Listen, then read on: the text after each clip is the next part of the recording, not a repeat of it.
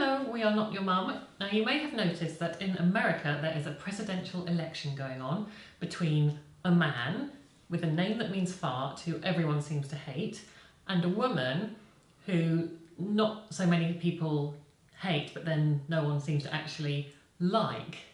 And we're going to try and explain all that to you, so wish us luck. And if you have a school project on this, you are welcome. So, Donald Trump. Who is he? What does he believe?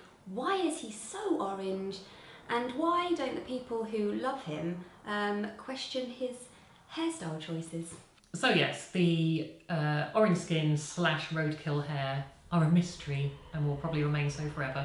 But the other two questions are slightly easier to answer. So Donald Trump is the Republican candidate for President of the United States.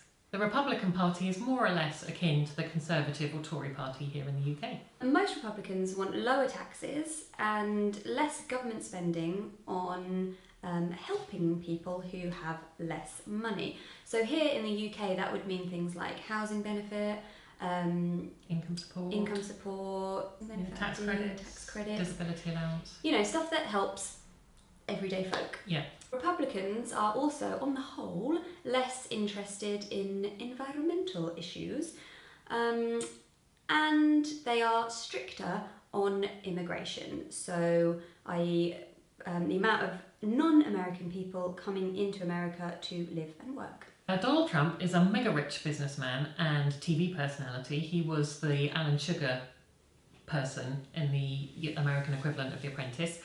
And he is quite possibly as mad as a box of frogs if some of his quotes are anything to go by, which they are.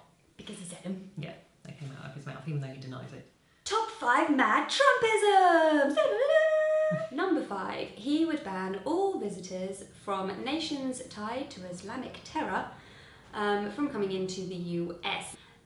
That's like saying America is tied to wearing white pointy hoods and lynching black people because they have the Ku Klux Klan. Number 4, he would build a wall between America and Mexico, and that is a bally big wall to stop Mexican people coming into America, and he would make the Mexican people pay for it.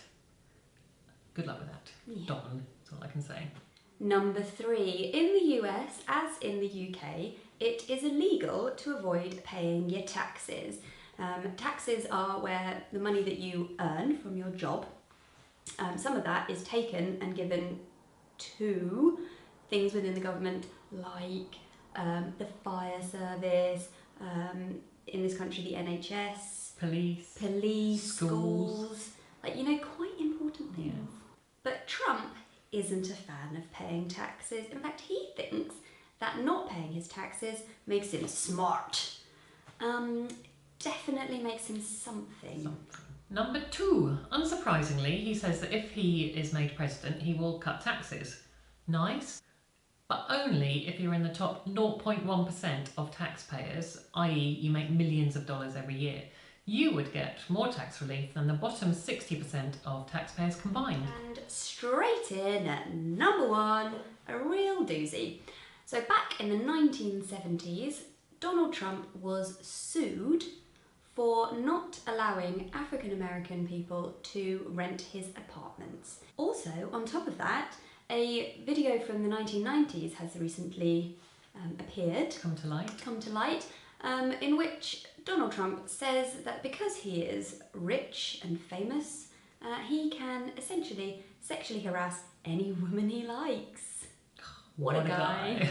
So, to sum up, Trump is a greedy, racist, misogynist, elitist tax evader. Obviously not all of his election promises are crazy, but even the ones that aren't don't have much basis in reality. For example, one of his election promises is that he will create thousands of jobs, which you can't really argue with, but he won't actually say how he's going to do that because obviously creating jobs is expensive and difficult.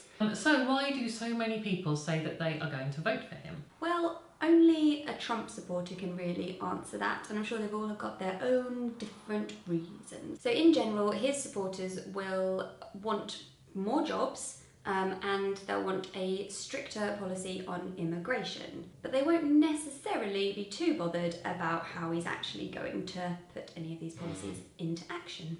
And there also might be the factor that they just don't want Hillary Clinton to be president, so, you know, they've got to choose one, so they'll choose him. And talking of Hillary Clinton, she is Donald Trump's opponent, and she is the presidential candidate for the Democratic Party. And the Democratic Party is roughly equivalent to the Labour Party here in the UK. And on the whole, Democrats want more government sort of intervention in people's lives, for example, providing financial help for those who need it. They are more sympathetic towards immigrants and minorities, and they have more support for environmental issues, on the whole. You may have heard the name Clinton before, and I'm not talking about the card shop. Hillary's husband, Bill, was President of the United States back in the 1990s. Hillary Clinton was the first female law partner within a major law firm. She was the first lady, i.e. wife of the president, to be elected into the United States Senate, and she was Secretary of State for Obama. She's way more qualified to be president than Donald Trump. She's also achieved loads more politically, and she, on the whole, talks more or less like a normal human being. And yet, lots of people say they don't trust her. Why is that? Well, there are many reasons, but two of the main ones are that a lot of people think that Clinton is ruthless. She will say and do anything to get her own political way.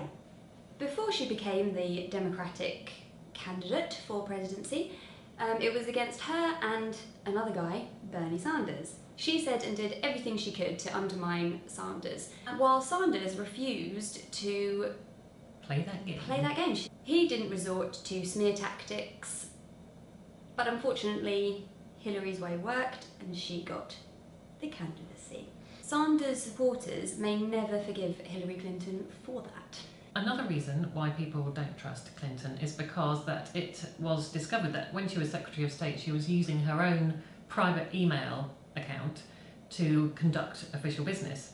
And some of the documents that she discussed or attached to emails have since become classified, i.e. officially secret. So arguably, she put national security at risk, but she's having none of that. She says that she didn't do anything wrong, and people don't like that. So, who will be the next American president? Well, at the time of filming, which is now, today, as we speak, Trump's comments about women have put him a few points behind Hillary in the running, but that could change just like that, you know.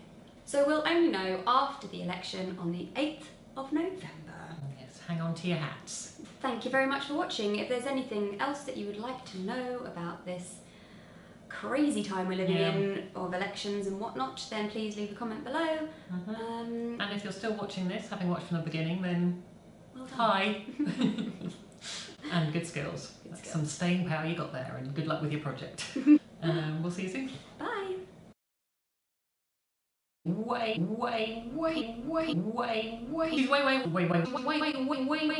more qualified to be president than Donald Trump.